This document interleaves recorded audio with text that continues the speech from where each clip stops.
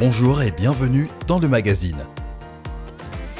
Retrouvez des reportages, des témoignages, des moments d'édification. Tout de suite, c'est ICC Le Mag.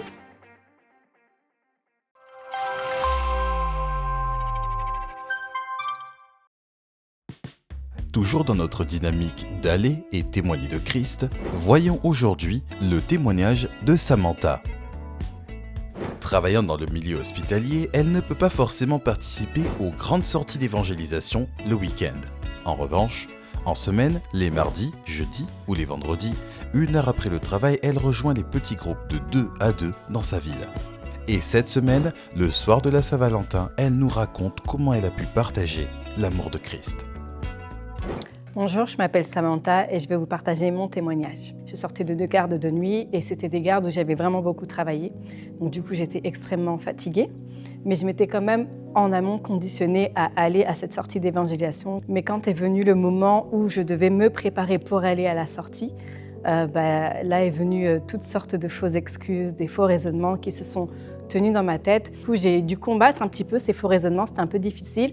Mais par la grâce de Dieu, j'y suis arrivée. Donc dès que j'arrive sur le champ, je vois déjà mon équipe d'évangélisation qui est déjà en train d'évangéliser. Moi, je me suis tout simplement disposée à ce que le Seigneur me conduise vers les personnes dont le cœur est déjà prédisposé à recevoir la parole de Dieu. Et donc parmi les personnes dont le Saint-Esprit me pousse à aller évangéliser, je rencontre un père et son fils. Et en fait, je m'intéresse à eux tout simplement, comment ils vont. Et je me pose un petit peu la question de quelle est la particularité de son fils. C'est là qu'il m'explique en fait que son fils est épileptique et à force de faire des crises d'épilepsie, il en est devenu handicapé.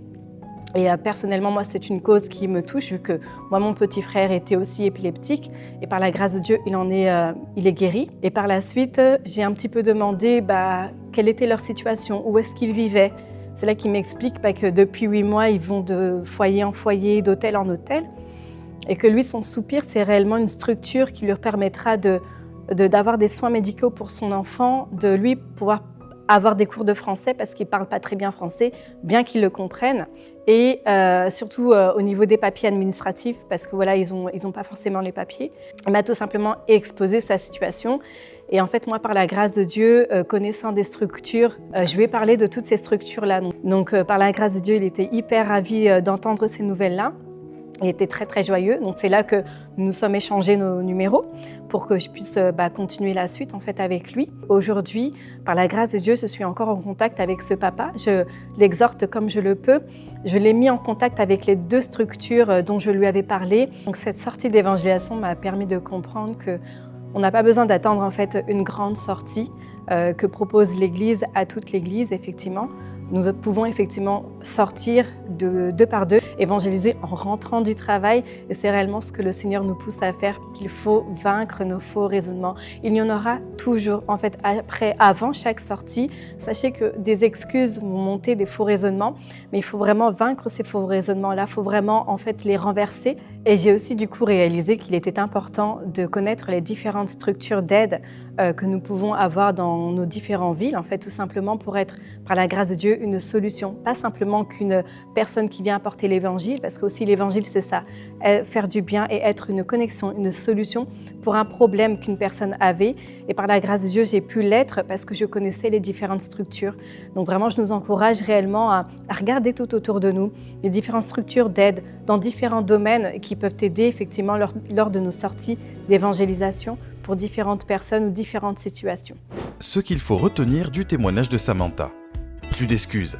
N'attendez pas les grandes sorties d'évangélisation pour témoigner. Les sorties en petits groupes en semaine sont possibles et portent du fruit.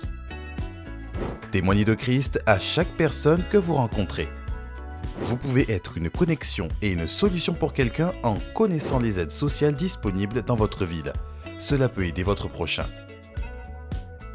Ne manquez pas la prochaine grande sortie d'évangélisation ce samedi 24 février. Pour plus d'informations, scannez le QR code affiché à l'écran.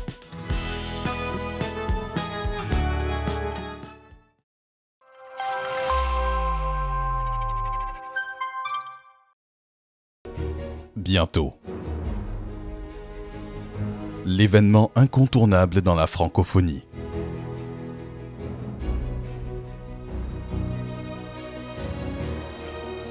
La Semaine royale.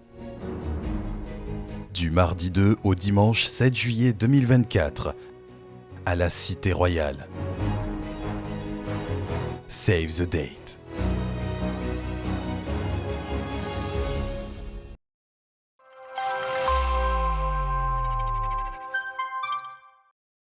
Voilà, c'est tout pour cette semaine. Nous vous donnons rendez-vous la semaine prochaine et nous vous souhaitons un excellent culte.